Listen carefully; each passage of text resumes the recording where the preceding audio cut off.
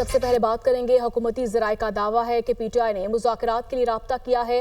ذرائع کا یہ بھی کہنا ہے کہ پی ٹی آئی کی مذاکرات کی پیشکش کو ملک میں مفاہمت کی فضا پیدا کرنے کے لیے قبول کر لیا گیا، کیونکہ سیاست میں مذاکرات ہی آگے بڑھنے کا راستہ ہوتا ہے۔ یہ رپورٹ دیکھیے۔ حکومتی ذرائع کا دعویٰ ہے کہ پی ٹی آئی نے حکومت کے ساتھ مذاکرات کے لیے رابطہ کر لیا۔ حکومت کی جانب سے پی ٹی آئی کی مذاکرات کی پیشکش قبول بھی کر لی گئی۔ حکومتی ذرائع کا کہنا ہے کہ پی ٹی آئی کی پیشکش ملک میں مفاہمت کی فضا پیدا کرنے کے لیے قبول کی گئی ہے۔ ہماری طرف سے ہمیشہ مذاکرات سے مسائل کے حل کی بات کی گئی۔ انتشار نہیں بلکہ مذاکرات ہی سے سیاست میں آگے بڑھنے کا راستہ ہوتا ہے۔ حکومتی ذرائع کے مطابق بانی پی ٹی آئی کی جانب سے مذاکرات کے لیے 5 رکنی کمیٹی تشکیل دی گئی ہے۔ دوسری طرف بیرسٹر گوہر عمر ایوب اور صاحبزادہ حامد رضا نے اسپیکر قومی اسمبلی سردار ایاز صادق سے ملاقات کی ہے۔ پی ٹی آئی رہنماؤں نے اسپیکر سے ان کی ہمشیرہ کی وفات پر تعزیت کی۔ ذرائع کا کہنا ہے کہ اس موقع پر اسپیکر نے مذاکرات کے لیے پارلیمنٹ کا فورم استعمال کرنے کی تجویز دی۔ مذاکرات بغیر کسی پیشگی شرائط کے ہوں گے۔ بات چیت کا مقصد ملک میں سیاسی عدم استحکام اور تناؤ میں کمی لانا ہوگا۔ سنی اتحاد کونسل کے سربراہ صاحبزادہ حامد رضا نے کہا 5 رکنی کمیٹی کے پاس مذاکرات کا مینڈیٹ ہے، جو بھی ہمارے ساتھ مذاکرات کرنا چاہے وہ رابطہ کر سکتا ہے۔ مذاکرات کے لیے پہلے بھی تیار تھے اور اب بھی تیار ہیں۔ حکومت کی جانب سے رابطے سے متعلق جواب عمر ایوب دیں گے۔ پارلیمان کے اندر تمام پارلیمانی پارٹیوں سے رابطہ ہے۔ ہم مذاکرات کے لیے راضی نہیں ہیں، جو کہ غلط تھا۔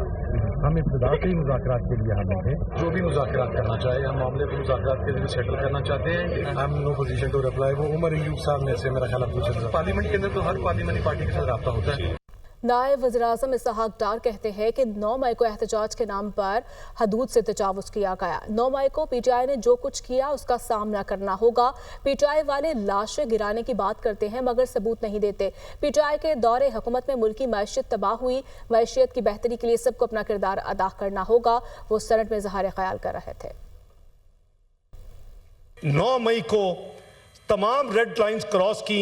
میرا جیسا ریکنسلیٹر بھی آج کچھ نہیں کر سکتا جب تک ان کا فیصلہ نہ ہو۔ آپ نے ایک اور 9 مئی جو ہے وہ 24 نومبر کو کر دیا۔ اگر واقعی آپ کے پاس کوئی خدا نہ خواستہ آپ کو بندے مرے ہیں تو میں سمجھتا ہوں کہ پھر تو آپ کو وہ باڈیز جو ہیں وہ ان کو ڈسپلے کرنا چاہیے تھا۔ ہوا میں باتیں نہ کریں، خدا کے لیے پاکستان کو بدنام نہ کریں۔ اگر یہ کہا جاتا ہے کہ جی 2024 کا الیکشن کسی اور نے جیتا، مینڈیٹ کسی اور کا تھا، دے کسی اور کو دیا، تو پھر 2018 سے معاملہ شروع کرنا پڑے گا۔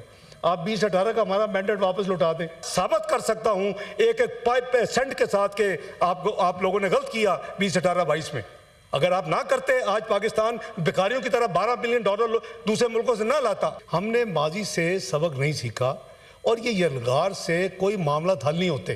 ایک ہے پیسفل احتجاج، اس کا آبویسلی ہر ایک کا آئینی حق ہے اور اس میں کوئی معاملات نہیں، لیکن وہاں پبلک ریسورسز استعمال کرنے کی اجازت نہیں ہے۔ اس کو ہم اس طرح کریں کہ مل کے جو پاکستان کی ترقی کا پہیہ ہے، جو پاکستان کو آگے لے کے جانا ہے، اس کے لیے جو چیزیں چاہیے ہم کریں۔ It is a long journey to cross mister presiding officer, it's not easy, لیکن مل کے کریں گے تو ہو جائے گا۔ اور یار اور کچھ نہیں تو 10 سال کے لیے ایسی پیٹی پالیٹکس کو دفن کر دو سارے۔ سینیٹر شبلی فراز کہتے ہیں کہ ملکی بہتری اور ترقی کے لیے آئے مل بیٹھ کر بات کریں۔ بانی پی ٹی آئی نے مذاکرات کے لیے 5 رکنی کمیٹی تشکیل دی ہے۔ کمیٹی سب سے بات کرنے کے لیے تیار ہے۔ اس وقت ملک کسی بھی طرح کی ہرزہ سرائی کا متحمل نہیں ہو سکتا۔ سیاسی اختلاف رکھیں، آپس میں دشمنیاں نہ بنائیں، ملک کو ہم ذاتی دشمنیوں کی بھیٹ نہیں چڑھا سکتے، وہ سینٹ میں اظہار خیال کر رہے تھے۔ مذاکراتی ٹیم تشکیل دی ہے 5 ممبران پہ، اور یہ کمیٹی ہر ایک سے مذاکرات کے لیے تیار ہے۔ دیکھیں یہ ملک اس تناؤ، اس اضطراب، اس بے یقینی صورتحال میں زیادہ عرصہ نہیں چل سکتا۔ ہماری معاشی حالت ہمیں اس بات کی اجازت نہیں دیتی۔ یہ ملک اس طرح نہیں چل سکتا۔ آئیں جی، آپ ہمارے بھائی ہیں، آپ ہمارے دشمن نہیں ہیں، نہ ہم آپ کے دشمن ہیں۔ ہمارے سیاسی اختلافات ضرور ہوں گے، ہونے بھی چاہیے، لیکن ہمیں ایک دوسرے کو یہ ذاتی دشمنی نہیں بنانی چاہیے۔ ملک نہیں متحمل ہو سکتا۔ گفت و شنید کریں۔ اگر آپ سمجھتے ہیں کہ یہ ملک ایسے ہی چلتے رہنا چاہیے، پھر ٹھیک ہے، ہم نے تو اپنا فرض پورا کر دیا ہے۔ ہم اپنی سیاسی جدوجہد جاری رکھیں گے۔ ہم اپنے احتجاج بھی اور ہمارا جو بھی ہم سے بند پڑا آئین کے اندر رہتے ہوئے، قانون کے اندر رہتے ہوئے، ہم وہ کریں گے۔ بات کریں گے chairman P T I barrister Gohar نے کہا کہ ہمارے لوگوں کے ساتھ زیادتی ہوئی، ہمیں دوبارہ سڑکوں پر آنے پر مجبور نہ کریں۔ یہ جمہوریت کا حصہ ہے کہ عوام سڑکوں پر احتجاج کرتے ہیں۔ مظاہرین میں کسی کے پاس کوئی اسلحہ نہیں تھا۔ بہت ہو گیا، اب 9 مئی کی جو دھول ہے وہ بیٹھنی چاہیے، 9 مئی کی دھول اب بیٹھنی چاہیے۔ حقیقت کی طرف دیکھو، اگر آپ کمیشن نہیں بناتے، آپ لوگوں کا نہیں کرتے تو یہ دھول آپ بٹھائیں، آگے کی طرف بڑھے۔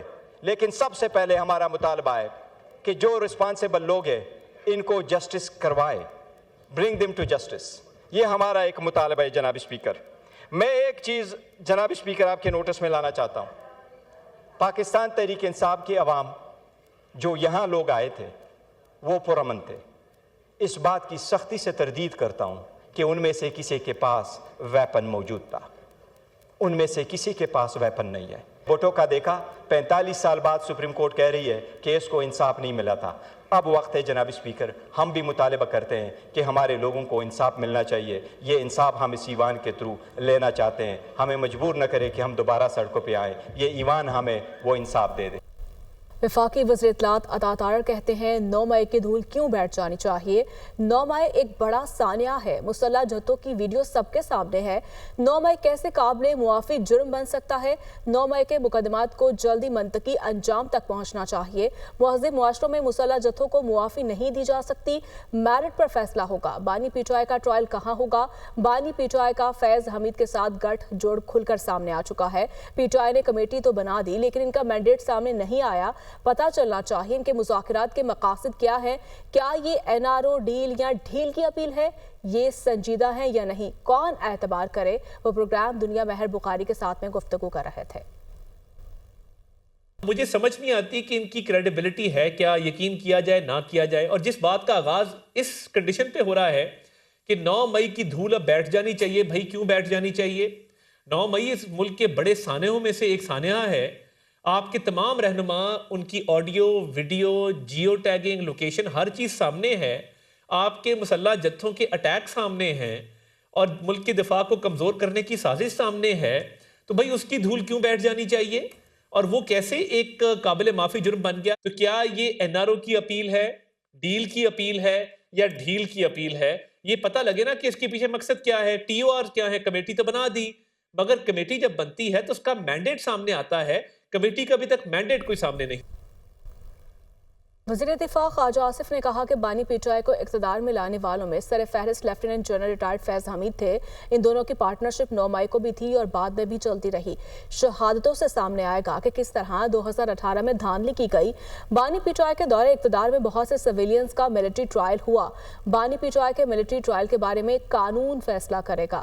پارلیمنٹ ہاؤس میں وہ میڈیا سے گفتگو کر رہے تھے۔ بانی پی ٹی آئی کو اقتدار میں لانے کا جو مین کردار تھے ان میں سر فہرست جو ہے وہ فیض حمید صاحب تھے۔ وہ دونوں حصے دار تھے 4 5 سال 6 سال۔ میرا خیال ہے کہ یہ پارٹنرشپ جو ہے 2018 کے الیکشن سے پہلے کی چلی ہوئی ہے۔ 9 مئی کو بھی یہ پارٹنرشپ ہے، 9 مئی کے بعد بھی یہ پارٹنرشپ چلتی رہی۔ اب اگر کوئی اس سے انکاری ہو تو ثبوت اور شہادتیں موجود ہوں گی۔ پی ٹی آئی کو ہر طریقے سے امداد دی گئی، دھاندلی کی گئی، یہ قانون فیصلہ کرے گا۔ اگر میرا خیال ہے قانون جو ہے خود ہی واضح کر کے ہوئے ہیں بانی پی ٹی آئی۔ ان کی حکومت کے دوران بہت سے سویلینز کے اوپر ملٹری ٹرائل، اس ملک میں کبھی بھی سول نافرمانی کی تحریکیں کامیاب نہیں ہوئی، وہ شروع ہی نہیں ہوگی۔ جس کے بال بچے پاکستان میں بیٹھے ہوئے ہیں وہ باہر سے پیسے نہیں بھیجے گا۔ Welcome back. بات کریں گے سپریم کورٹ آئینی بینچ نے عام انتخابات 2024 سے متعلق 3 درخواستیں خارج۔ بانی پی ٹی آئی اور شیر افضل مروت کی درخواستیں موسم سرما کی تعطیلات کے بعد ملتوی کر دیں، جبکہ فون ٹیپنگ کیس میں ایڈوکیٹ جنرلز کو نوٹس جاری کر دیے گئے۔ بینچ نے الیکٹرانک ووٹنگ سسٹم سے متعلق کیس بھی متفرق درخواست غیر مؤثر ہونے کی بنیاد پر نپٹا دی۔ اسلام آباد سے یہ خصوصی رپورٹ۔ जस्टिस अमीनुद्दीन की सरबराही में 7 रुकनी आईनी बेंच में 8 फरवरी 2024 के इंतखाबात में धांधली के खिलाफ बानी पीटीआई शेर अफजल मरवत व दीगर की दरख्वास्तों पर पीटीआई वकील हामिद खान ने कहा कि नोटिस मिला ना केस मुकर्रर होने का पता चला, तैयारी भी नहीं कर सका। जस्टिस जमाल मंदोखेल ने कहा कि आप अपने ARO से राब्ते में रहा करें। दूसरी तरफ आम इंतखाबात धांधली से मुतल्लिक दरखास्त गुजार कयूम खान, महमूद अख्तर और मियां शबीर की दरखास्तें अदम पैरवी की बुनियाद पर खारिज कर दी। खून टेपिंग से मुतल्लिक केस की समाअत में एडिशनल अटॉर्नी जनरल ने कहा कि 2013 से अदालती निगरानी में कानून और तरीकाकार मौजूद है। जस्टिस मोहम्मद अली मजहर का कहना था कि खून टेपिंग के लिए सिर्फ जज इजाजत दे सकता है, क्या किसी जज को इस मकसद के लिए नोटिफाई किया गया है? जस्टिस जमाल मंदोखेल ने कहा कानून मुबहम है, खून टेपिंग केस का असर बहुत से ज़ेर इल्तवा केसेस पर भी होगा। ये मामला चीफ जस्टिस के चैम्बर से शुरू हुआ, चीफ जस्टिस कहां जाएगा? जबकि इलेक्ट्रॉनिक वोटिंग सिस्टम से मुतल्लिक दरखास्त पर डीजी लॉ इलेक्शन कमीशन ने कहा कि मामले को पार्लियामेंट ने देखना है। जस्टिस जमाल मंदोखेल ने रिमार्क्स दिए कि हामिद खान हमारी तरफ देखने की बजाय पार्लियामेंट जाएं, केस खत्म हो चुका, फिर मुतफर्रिक दरखास्त पर समाअत कैसे चलती रही? आज हम दुरुस्तगी करना चाहते हैं। आईनी बेंच ने मुतफर्रिक दरखास्त गैर मौसूल होने की बुनियाद पर निपटा दी।